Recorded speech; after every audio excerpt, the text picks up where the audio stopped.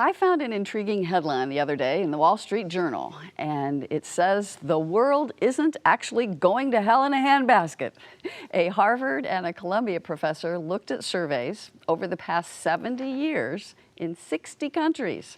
And they found that while we think morality in general is declining, when we're asked about the morality of people that we know, well, then we don't think it's changed so much. So, Ty, is this kind of moral degradation kind of just an illusion? Absolutely. We have been saying that the youth have been going to hell since the Egyptians. We really have a This is tomb. from a historian. From a historian. Okay. We have a tomb in Egypt from 6000 BC that says those darn youth don't respect the elders and they're partying at the taverns too much. So, but if we look at the evidence, we know that we teach people. We know it's not true. We teach some of the finest young men and women in America at Hamilton College and at other places. And the other thing is to look at the evidence. Teen pregnancies down 78% since 1991. Alcohol and cigarette use has been cut in half by teens. Half of children used to die by the age of 15 up until the 18th century. Now it's 3.5%.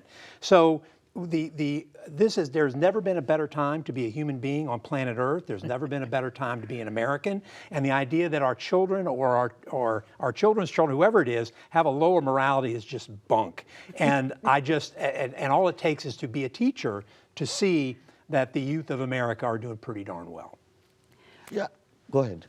No, I was just going to say, I'm a little less optimistic than you are in this case. I think socially, if you look at, again, you know, I grew up at a time when blacks couldn't go to many state universities in the South, when gays couldn't marry. And so socially, at least to me, that's been an improvement. Now, there are many Americans who disagree with me and see those things as actually evidence that we have gone to hell in a handbasket. I do think, though, that there is some less tolerance in some areas. I think we're starting to see it some on our college campuses. You know, we've talked on this show about freedom of speech and how that seems to be a more difficult topic than it has in the past. But in generally, I do agree with Ty. Yeah, part of the problem that I have here has really to do with the study itself, which is why I think it missed the mark in the way that you brilliantly laid out for us, Ty.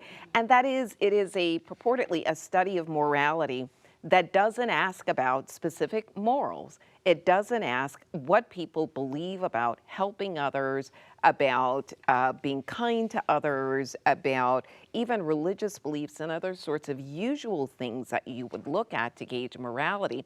Rather, it called together a whole bunch of studies extended over several decades. So it's kind of stuck with the data that they chose to work with. And it asks people their perceptions, this is weird, based on their perceptions, right? So do you perceive that there is less morality? And if you do, then tell us what that perception is about.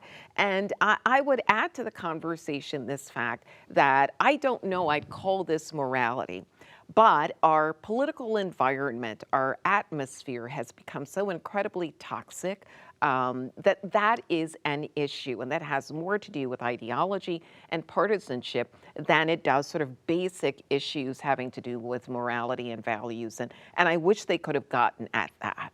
Anirban, I'm wondering if people think we're in moral decline, how does that affect policy? Politics. Yeah, I think the trust in society might go down. Trust, we measure that in General Social Survey and other broader data sets. What is the trust in government? What is the trust in Congress? Trust in judiciary? If people don't fundamentally trust each other because they think that your neighbor is more immoral than you, or the generation, as you were saying, the younger generation is more immoral, then trust in society would become difficult. It would be difficult to pass policies. There will be more polarization. But I do agree with you. You know, they don't define morality. Moral literature is a vast literature. There's consequentialist morality, deontological, which is the Christian golden rule morality. Which morality are they talking about? But, you know, Karl Marx, again, the right wings always try to hate him without reading him actually. So he said that, you know, capitalism converts the priest, the poet, the man of science into just paid wage laborers. And then comes the famous line, capitalism makes this, all that is solid melts into air, all that is holy is profaned. And if you take that and think about it, yes, what capitalism has done and its relentless commercialization of everything that you can see, right? And that kind of rampant commercialization of everyday life, that might seem to be kind of immoral. I mean, we have taken away morality from it. Everything is transactional. Even your daily life that you put on in Facebook and like kind of masquerade that you're a nice person. I'm not saying you, but people do. It's like this kind of, like faking that you are nice. So, but on the whole, we have improved. We don't blame women to be responsible for their children's autism and so on. So, we have done great achievement there.